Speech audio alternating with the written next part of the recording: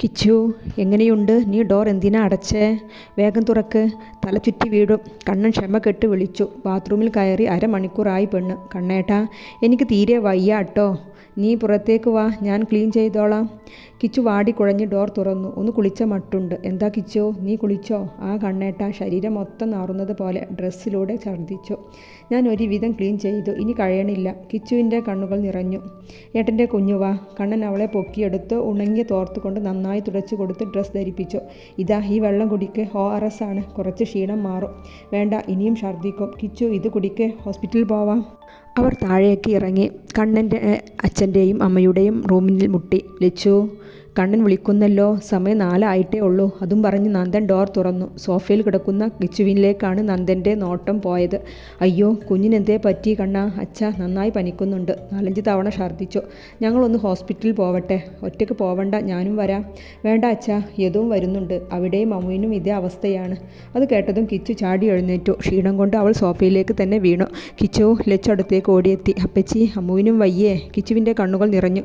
ചെറുതായിട്ടേ ഉള്ളൂ കിച്ചു. കണ്ണ് സമാധാനിപ്പിച്ചു. ഞങ്ങൾ ഇറങ്ങട്ടെ അച്ഛ, ഹോസ്പിറ്റലിൽ ചെന്നിട്ട് വിളിക്കാം. അവർ തറവാട്ടിലേക്ക് തിരിച്ചു. തറവാട്ടിൽ യദു അമ്മുവിനെ റെഡിയാക്കി താഴേക്ക് വന്നതായിരുന്നു. മുത്തശ്ശിയെ അറിയിക്കാതെ അമ്മയും അച്ഛനെയും വിളിച്ചു. കാര്യം അറിയിച്ചു. അവർ ഹോസ്പിറ്റലിൽ എത്തി. രണ്ടുപേരുടെയും ട്രിപ്പ് ഇട്ടു. ഒരു റൂമിൽ 2 കട്ടിലിലായി കിടത്തി. ക്ഷീണം കാരണം രണ്ടുപേരും ഉറക്കത്തിലാണ്. യദുവും കണ്ണനും വീട്ടിലേക്ക് വിളിച്ച് വിവരം അറിയിച്ചു. വൈകിട്ട് നോക്കിയിട്ട് പറയാമെന്നാണ് ഡ്യൂട്ടി ഡോക്ടർ പറഞ്ഞിട്ടുള്ളത്. എപ്പോഴും തുള്ളിച്ചാടി നടന്നവരുടെ ആ കിടത്തം രണ്ടാളുടെയും ഉള്ളിൽ നീറ്റലുണ്ടാക്കി. യദു, ഞാൻ കഞ്ഞി വാങ്ങി വരാം, ഇവർ ഉണരുമ്പോൾ കൊടുക്കാലോ. ആ കണ്ണ, നീ ചായയും കഴിച്ചു വാ. ആ, കണ്ണൻ കഞ്ഞി വാങ്ങാനായി പോയി. യദു കസേരയിൽ ഇരുന്നു ഒന്ന് മയങ്ങി. പെട്ടെന്നുള്ള ഒരു ശബ്ദം കേട്ടാണ് യദു ഉണർന്നത്. അവൻ പെട്ടെന്ന് എഴുന്നേറ്റ് കിച്ചുവിനെ അടുത്തേക്ക് ചെന്ന് അവളെ താങ്ങി പിടിച്ച് ബെഡിലേക്ക് നീക്കി കിടത്തി. ദേഷ്യത്തോടെ അവളെ നോക്കി. ശബ്ദം കേട്ടു അമ്മവും ഉണർന്നിരുന്നു. അത് ഏട്ടാ, ദാഹിച്ചപ്പോൾ വെള്ളം എടുക്കാനായി കൈ നീട്ടിയതാണ്. ട്രിപ്പിട്ട ഓർമ്മയില്ലായിരുന്നു. കിച്ചു നഖം കടിച്ച് യദുവിനെ നോക്കി പറഞ്ഞു. എന്തേ, എൻ്റെ പെങ്ങൾക്ക് ഭർത്താവിനെ കിട്ടിയപ്പോൾ ആങ്ങളയെ ഒന്നിനും വേണ്ട എന്ന് തോന്നിയോ? യദു ദേഷ്യത്തോടെ ചോദിച്ചു. ഏട്ടാ നല്ല മയക്കത്തിലായിരുന്നു.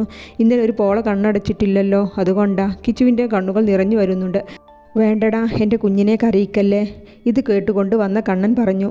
ഇപ്പോൾ താൻ ഇതൊക്കെ പറയും? പ്രിയപ്പെട്ട ഭാര്യ നിലത്ത് കിടക്കുമ്പോൾ അറിയായിരുന്നു ഈ ഭർത്താവിൻ്റെ തണിക്കൊണം. അവൻ കണ്ണനെ പുച്ഛിച്ചു കൊണ്ട് പറഞ്ഞു. സോറി ഏട്ടാ. കിച്ചു യദുവിനെ നോടായി പറഞ്ഞു. യദു കിച്ചുവിനെ തലയിൽ തലോടി. എന്നിട്ട് അമ്മുവിനെ നോക്കി. ആൾ ഈ സീനൊക്കെ കണ്ട് അങ്ങനെ കിടക്കുകയാണ്. ഏട്ടൻ്റെ കുഞ്ഞ് ഏട്ടൻക്ക് എന്നും കുഞ്ഞാണ്. അതിപ്പോൾ നിന്നെ കെട്ടിച്ച് വിട്ടെന്ന് കരുതി കുറയുകയില്ല. കിച്ചു കണ്ണു നിറച്ചുകൊണ്ട് കണ്ണനെയും അമ്മുവിനെയും നോക്കി. രണ്ടാളുടെയും മുഖത്തൊരു പുഞ്ചിരി ഉണ്ടായിരുന്നു. യദു, നീ പോയി ബ്രേക്ക്ഫാസ്റ്റ് കഴിച്ചിട്ട് വാ, ഞാൻ ഇവർക്ക് രണ്ടാൾക്കും കഞ്ഞി കോരി കൊടുത്തോളാം. യദു ഒന്ന് മൂളിക്കൊണ്ട് ക്യാൻറ്റീനിലേക്ക് പോയി. കണ്ണൻ അമ്മുവിൻ്റെയും കിച്ചുവിൻ്റെയും ബെഡിന് നടുക്കെ കസേരയിട്ട് 2 പേർക്കായി കഞ്ഞി കോരിക്കൊടുത്തു. കുഞ്ഞിലെ എപ്പോഴോ ഈ ശീലമുണ്ടായിരുന്നു. വലുതായപ്പോൾ ഈ ശീലം നിന്നുപോയി. അവർ ഓർത്തെടുത്തു. അമ്മു കണ്ണു നിറച്ച് കിച്ചുവിനെ നോക്കി. കിച്ചു അവളെ നോക്കി കണ്ണടച്ചു കാണിച്ചു. വൈകുന്നേരം ഡിസ്ചാർജായി തറവാട്ടിലേക്ക് പോയി. പിന്നെ മുത്തശ്ശിയുടെ പരിചരണത്തിലായിരുന്നു ഇരുവരും. രാത്രി ഭക്ഷണം കഴിച്ച് അമ്പാട്ടേക്ക് പോവാൻ നിൽക്കുകയാണ് ലച്ചുവും കുടുംബവും. കണ്ണ, മുത്തശ്ശിയുടെ വിളി കേട്ട് കണ്ണൻ്റെ നെഞ്ചൊന്ന് കാളി. മുത്തശ്ശി, കിച്ചുവിനെ നന്നായി നോക്കിക്കൊള്ളാം. കണ്ണൻ വേഗം മുത്തശ്ശിയുടെ പറയുന്നതിന് മുൻപേ മറുപടി കൊടുത്തു. അതൊക്കെ മുത്തശ്ശിക്കറിയാം. എന്നാലും കോളേജ് തുറക്കുന്നതിന് മുമ്പ് കുട്ടികളുടെ ക്ഷീണമെല്ലാം മാറണ്ടേ? അമ്മുവിൻ്റെയും കൂടെ കിച്ചുവിനെയും എനിക്ക് ശ്രദ്ധിക്കാലോ. കുറച്ച് ദിവസം കിച്ചു ഇവിടെ നിൽക്കട്ടെ. കണ്ണൻ്റെ മുഖം ഒരു കൊട്ടയ്ക്ക് കയറി. ലച്ചുവിനെ ഒന്ന് നന്നായി നോക്കി. കിച്ചുവിനെ ഒന്ന് നോക്കുക പോലും ചെയ്യാതെ ഉമ്മറത്തേക്ക് നടന്നു. കിച്ചു ദയനീയമായി ജാനകിയെ നോക്കി. അമ്മ, കിച്ചുവിനെ എന്നും രാവിലെ ഇവിടെ ആക്കിത്തരാം. കല്യാണം കഴിഞ്ഞിട്ട് അധികമൊന്നും ആയിട്ടില്ലല്ലോ. കണ്ണന് ഇഷ്ടമാവില്ല വിട്ടുനിൽക്കുന്നതിൽ. ലച്ചുവാണ് പറഞ്ഞത്. അതിന് കണ്ണൻ എന്നോട് നേരിട്ട് പറഞ്ഞാൽ പോരെ? അവനെന്തിനാ വാലിന് തീ പിടിച്ച പോലെ പോയത്? അതും പറഞ്ഞ് മുത്തശ്ശി ഉറക്കെ ചിരിച്ചു. കിച്ചു മുത്തശ്ശിയുടെ കവിളിൽ ഒന്ന് മുത്തി. താങ്ക്സ് മുത്തശ്ശി. ഓ, അപ്പോൾ രണ്ടാൾക്കും വിട്ടുനിൽക്കാൻ പറ്റില്ല അല്ലേ? മുത്തശ്ശി കിച്ചുവിനെ തലോടിക്കൊണ്ട് പറഞ്ഞു. പറഞ്ഞതുപോലെ തന്നെ കണ്ണൻ ചെയ്തു. എന്നു രാവിലെ കിച്ചുവിനെ മുത്തശ്ശിയെ ഏൽപ്പിച്ചു. കോളേജ് തുറക്കുമ്പോഴേക്കും ഇരുവരും ക്ഷീണമെല്ലാം മാറി ഉന്മേഷം വീണ്ടെടുത്തു. ഇന്നാണ് PG ക്ലാസ് സ്റ്റാർട്ട് ചെയ്യുന്നത്. കോളേജിലെ ഹീറോകളുടെ കൂടെ അവരുടെ ഭാര്യയാണ് എന്ന ഗമയിൽ പോകാൻ 2 പേർക്കും ആഗ്രഹം. ഇരുവരും 2 ബുള്ളറ്റിലായി കോളേജിലേക്ക് പുറപ്പെടുകയാണ്. കണ്ണൻ്റെ പിറകിൽ കിച്ചുവും യദുവിൻ്റെ പിറകിൽ അമ്മുവും. നെറ്റിയിൽ കട്ടിക്ക് തന്നെ ഇരുവരും സിന്ദൂരം ചാർത്തി. ഷോർട്ട് കുർത്തിയും ജീൻസും ഇട്ട് 2 പേരും ഇറങ്ങി. എന്നും ധരിക്കാത്ത വേഷം കണ്ട് കണ്ണനും യദുവും മുഖത്തോട് മുഖം നോക്കി. നിങ്ങൾ ഇങ്ങനെ നോക്കുകയൊന്നും വേണ്ട, ഇത് ഞങ്ങൾ തന്നെയാണ്. പിന്നെ ബുള്ളറ്റിൽ കയറുമ്പോൾ ഒരു ത്രില്ലൊക്കെ വേണ്ടേ? അതിനാണ് ഈ വേഷം. എങ്ങനെയുണ്ട്? കിച്ചു ഒന്ന് കറങ്ങി കാണിച്ചു. നല്ല വേഷം, കണ്ണൻ പറഞ്ഞു. ഇത് ഇനി സ്ഥിരമാക്കാനാണോ പ്ലാൻ? യദു ചോദിച്ചു.